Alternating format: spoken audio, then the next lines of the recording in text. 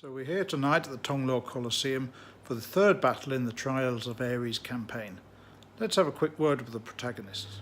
So, General Antonius, you were victorious in the last game.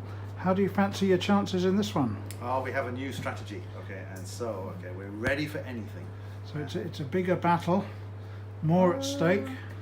I don't know, after the battle, we were expecting more recruits to join the forces, we can't win, draw or lose, so I think the result, is without question a Roman victory, but, it means more troops joining the fray in the future. That all sounds good. Can you just remind the viewers which Roman you are?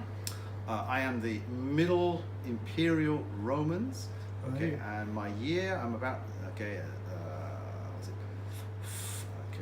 3rd century AD. So Bank, third battle of the campaign for you. That's right.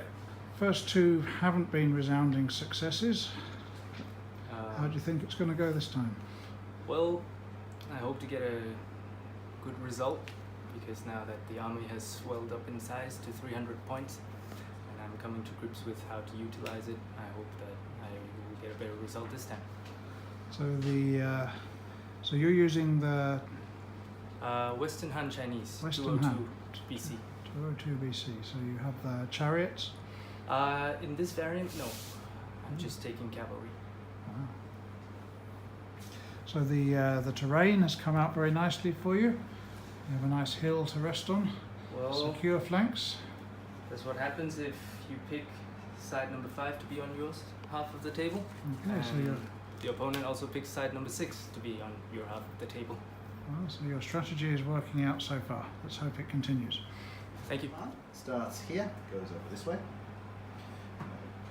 and here we have 4 Both blade sides S have completed their deployment. and 2 blade Now O. Antony is just pointing out what troops he With, has to his opponent. 4 Siloi O who can support the blade O. And then we have at the back 2 blade X and 2 auxiliary S. So, despite having the advantage of good defensive terrain, Bank is coming out to fight, advancing his centre. And you can see that over here on his right flank, his Siloi have moved to occupy the orchard, ahead of the Romans. So, now it's General Antonius taking his first move, and he's advancing at a rapid rate of knots, making 2 moves forward with his centre. Yes, so we're all going to get up to there, aren't In fact, it looks like he's advancing all along the line. Advancing in a straight line. What astounding tactics. they? It would have changed. So at this point, Bank has just rolled 3 1s for his pip dice on the second bound, which isn't good. But it's better to happen in the second bound than in the like the 5th when you really need them. Okay, Bank, so you rolled those 3 1s for your second pip dice. Does that put a serious spanner in your works? Well, I'm glad it happened in that bound, because I don't really want to move around too much at the moment. Just pushing those blades out of the gap to tend to see how he would move his lines. And, So, is he yes. doing what you expected? In a way, yes. Advancing straight up the table? Yep. Especially right in the center, but he's leaving echelons of men behind on the left, or his left. So we'll see how it goes. Okay, so here we can see the Roman auxilia advancing along the hill, and they're met by some Chinese who are also auxiliaries. It should be a very equal fight there. But on the end of the line there are some Roman legionaries. They may give the Romans an edge on this hill.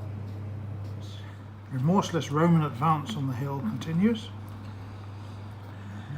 And looking further to the right of the line, we can see that in his last bound, Bank made a tactical move to the rear, moved back the blades that he'd thrust forwards and formed a nice solid line. Probably a wise move. Thus, the Roman left flank springs into action, starts to advance. Not just as well, otherwise the flank of his centre would have been left hanging in the wind. So the lines have moved right together here. The first clash is imminent. Question is, will the Chinese make the first charge? Will Bank concentrate on shoring up his line to receive the Roman onslaught? As he is a little bit overlapped at this end. He has the advantage at the other end, but the Roman flank is well protected by some elements echeloned back there. Okay, so that's again 4 to 4. 10. 1. The first guy goes down. Now, so the Yes. your Chinese have made the first charge here and moved up some bows to support, hopefully to shoot off some Roman support, but in fact they've done a sterling job and actually killed a Roman element and opened a great gap in their line. But how will the combats go? Okay, Let's now combats, yes. begin here. Okay. Bank's turn, so Bank gets to call the order of combats. I think they're both on the top there, so that'll be 3 to 3. Yep. Okay. 1. 9. I go to 4. Okay, and Yes, 5 to Five. 5 to 11. Yeah, right. Bank is also S, so he gets +2, and stellar start from the Chinese here. Being auxiliar, they have to Yep. follow up. Okay, right. Okay. Next one so down the line? This one, I Now- think, now I Bank think has I'm, an I'm overlap. uphill. Uh-huh. Okay. Anthony's but trying you to have an claim overlap, his so it's uphill. 3 to 3 still, because I get +1 for uphill, don't I? You do. Right, so it's still 3 to 3. 6. 1. Oh, Oh dear, and the luck has so turned. 9 to 4.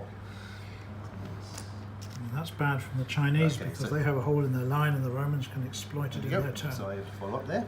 Already he's followed up behind the other element. So now it's 3 to So 1. it's all Oh, kicking off now at the Tonglor Oh. Colosseum. The Maybe Romans are storming up the hill. Okay. Here they're exploiting the overlap they have, hard flanking this poor Chinese auxiliary on the end of the line. Another Chinese auxiliary over here is double overlapped and in trouble. And in the centre, the Praetorian Guard, in all their superior splendour, are wading into action. Combats. Your Okay, call. right. Okay, so let's start with this one here. So you are something very low against something more reasonable. 4. Oh, 3. So the factors there would have been 3 to 1, Yep. and with the hard flank, Bank's element is destroyed as it lost. Yes. Okay, and we shall push forwards. Okay, we'll do this one here. So Alright. here you are 3 double overlapped. Okay, 2, 1. And I am 2. blade 5. 4. Again, 4 to 1 for blades. So you are a 9 to 3. Your S 9 to 4. Yes, still dead. We will not follow up there. Okay, so I didn't W, so you're just going to go back. Okay, and no, we shall not follow up. Okay, so this one overlap each, so it's 3 to 2. 5. So you're just going to go back again, I think. So Roman blades pushing the Chinese auxiliary So back. even your S giving you a +1 because I got beaten on the dice as well. Okay, because that's just the He's regular- seizing the blade advantage of the hill. Okay, right. Okay, so now we have the more interesting ones. So okay, we'll do this one. 4 to 4. Now the Praetorian Guard storm into action. Okay. 4. S breaks draws in my bound, so you have to go back. And no, we will not follow up. Okay, so 4 to 3. Next one. 6. 1. No, I think that's going to be 10-5. Yeah, And dead the anyway. Praetorian Guard striking a mortal blow there. Okay, Not 4-3. Next following one. up. So now it's the Chinese No, I don't follow riposte. that. Okay, right. Here. Yeah, actually, because you're slightly over there, and I should actually in front of you. Yeah. Okay, and that one on that one. Yep. Join the Okay, so action just 4 to as 3. shooting is being resolved. 6, 3 to 3. 6, 4. God, I'm Nothing. oh my good dice. Well, this is very unusual. DBMM players almost never complain about their dice. There. Right. Comrades, let's begin here. Okay, so you're 3 overlapped 2 downhill. Oh, I'm okay. 3 overlap 2. I am 4 overlap 3 uphill 4. So 4-2 to me.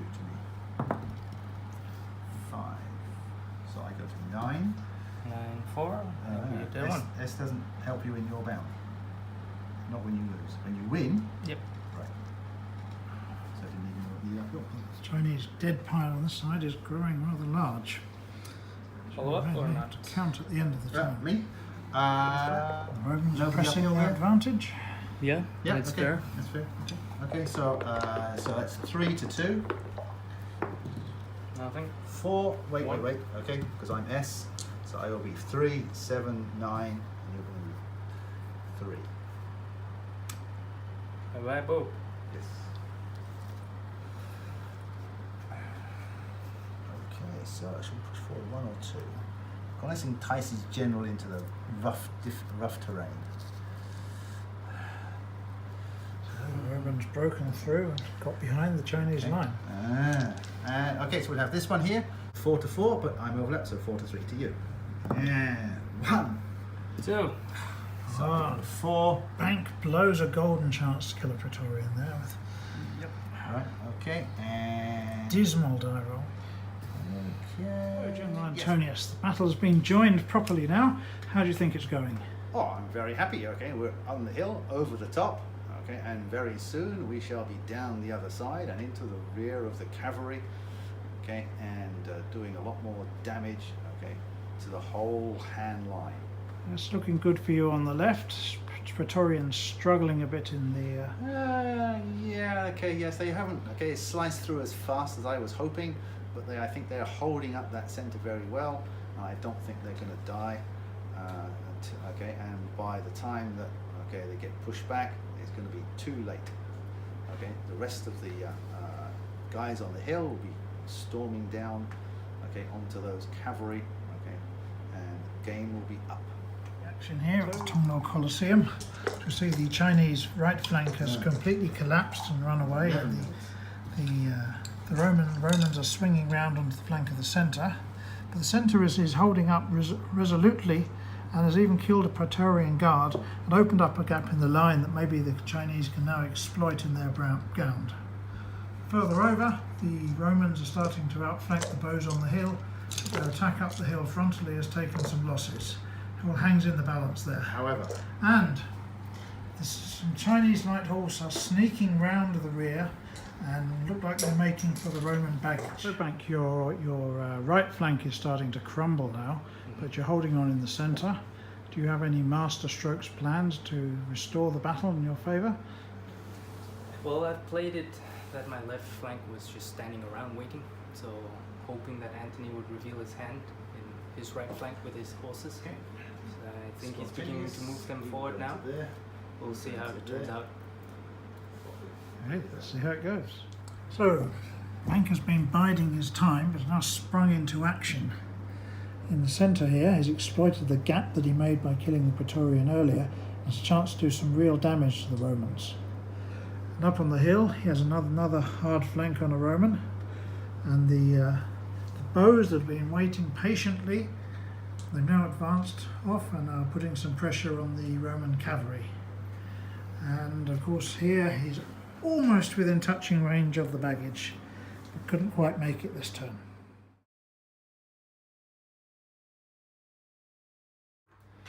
Okay then, so this is the final position. The Chinese right flank collapsed and the centre collapsed into a bit of a mush with both sides taking losses, but the Chinese command was smaller, broke first, as taking the army with it. There was a bit of a counter-attack over here by the Han, but it was too little too late.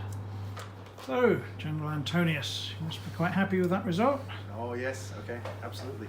You were taking a bit of losses on your right-hand flank command. Yeah, I was a bit surprised to lose actually 2 of the Praetorians, okay, but they did their job in the end. So what do you think was the decisive advantage? I think it was overwhelming numbers on the difficult hill.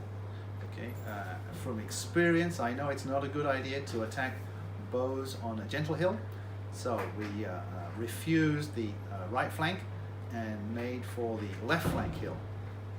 At first I was a bit concerned about the number of Han on that hill, but we were able to outnumber them and consequently take the hill and swing round on the flank of their center, and okay, as a result, okay, take the center as well, which resulted in the Han fleeing the field. Okay. And even your baggage managed to resist being pilfered? Yes, okay. Linda? The light horse that did try to get around did eventually get around, but they had to take the long way, and we were quite confident that our baggage could handle itself. Well, I'm glad you were confident, because if you'd lost all the baggage, you would have been a little bit getting close to half your army. It could have been a bit tricky if the main command had also taken further losses, yes. But okay, you have to remember there were only 2 light horse fighting against 1 baggage, so 1 baggage every other bound. Well, I think we could survive for a few bounds. Okay, well done. And, shall we be looking forward to your next battle? Oh, indeed I will. So, Frank, that was a hard-fought battle. A lot of losses on both sides, but in the end, not the result you wanted. What do you think went wrong? Well, the better commander, more experienced commander, won at the end of the day. He taught a few nice tricks to me, so I shall use that in my future battles. You did look like you had a slight chance to snatch it at the end when you killed a couple of his Praetorians and outflanked him. Yep, but I learned about the rule of impetuous troops when they are in sight of broken troops. So next time, if I see it's in my advantage to just let them run, then I shall let them run and not hold them. Yes, it's sometimes being impetuous is good, sometimes it's bad. It went in your opponent's favour today. Yep. But anyway, I hope you learned some lessons and come back stronger over the next game.